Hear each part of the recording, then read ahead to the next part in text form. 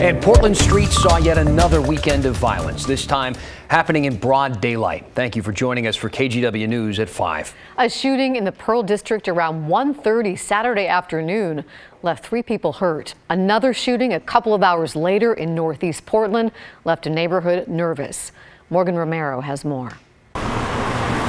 It was definitely kind of sobering for a lot of us. No one expects to hear gunshots when they sit down for a relaxing Saturday brunch. It's not like I'm working in a war zone, you know, I'm just in a downtown fancy Pearl District. Just a block from World Foods, where Steve Williams works, witnesses say shots rang out at Everybody Eats. The popular black-owned restaurant on Northwest 10th and Davis strives to use food to give back to the community. People are running this way from the shots, which are over there.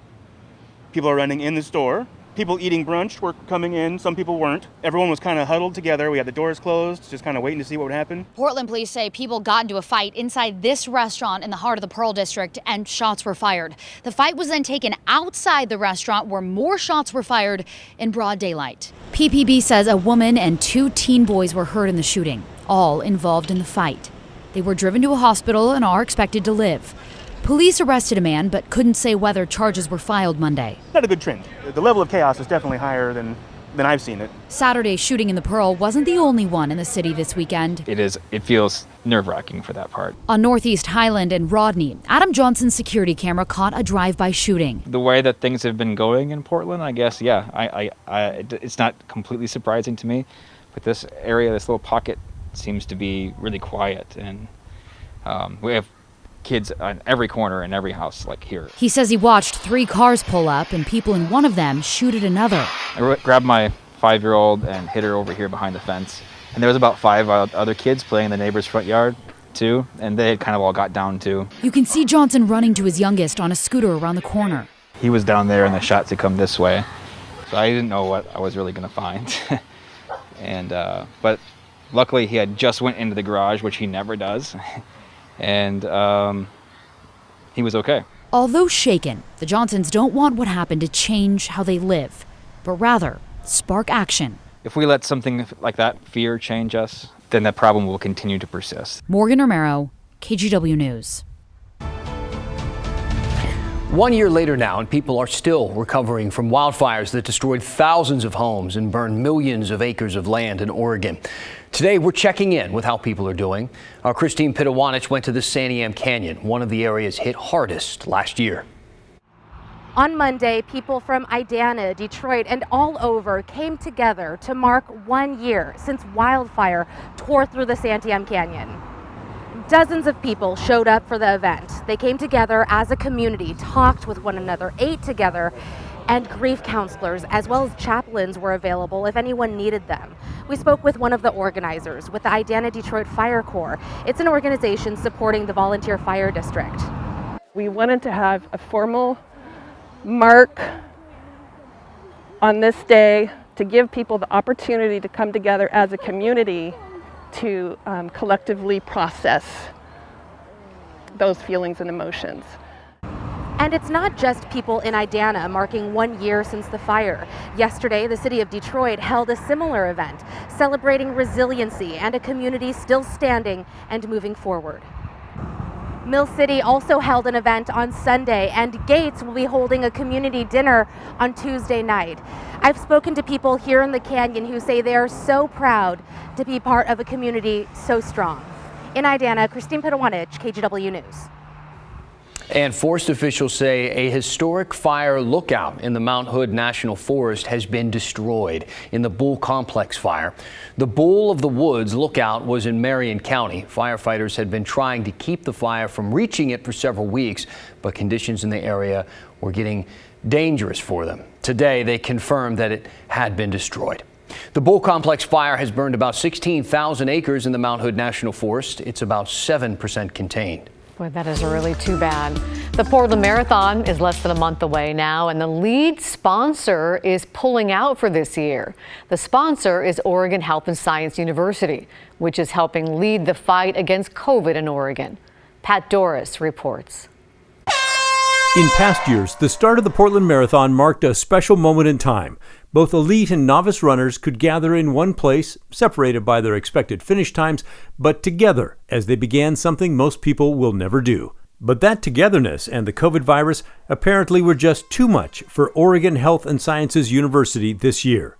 OHSU put out a brief statement saying it would postpone its sponsorship. No one was available to answer questions, and the statement does not address it, but clearly OHSU does not like the optics of sponsoring the marathon at the same time the university's health experts are telling the rest of us to keep 6 feet away from anyone not in our household, even when outside.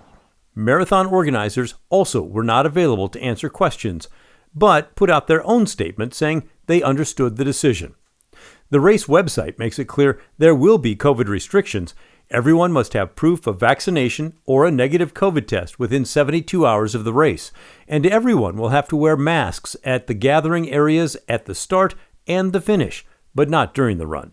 Along Portland's waterfront, lots of runners and bike riders were out enjoying this lovely Labor Day weather. I stopped them at random to ask if they'd be comfortable taking part with those COVID restrictions. Bruce Appleyard said he runs every day. I feel like if people are vaccinated and they wear masks when they're really close, it's all fine. Jim Pitts is power walking to rehab his injured knees. Yeah, I mean, outdoors, I think, yeah, I would feel comfortable. And I'm sure some people are going to have masks, and then others that don't, that are vaccinated, I don't see an issue with it. And Pam Schlau is signed up for the marathon event, planning to run the half marathon distance, what would have been her mom's 88th birthday. Yeah, ready to get back into the races, so we'll see how it goes. And outside, what better activity, right? It's unclear how many people will actually sign up for the Portland Marathon. You can register up till the day before the race, but it certainly won't be the first big event. Just last Saturday, 43,000 people gathered in Eugene for the Duck football game. In Northeast Portland, Pat Doris, KGW News. And as Pat just mentioned, it was a big weekend for college football fans. For the first time in 22 months, the University of Oregon allowed the public to attend a game in person. Fans were required to show proof of vaccination or a negative COVID test to enter Autzen Stadium.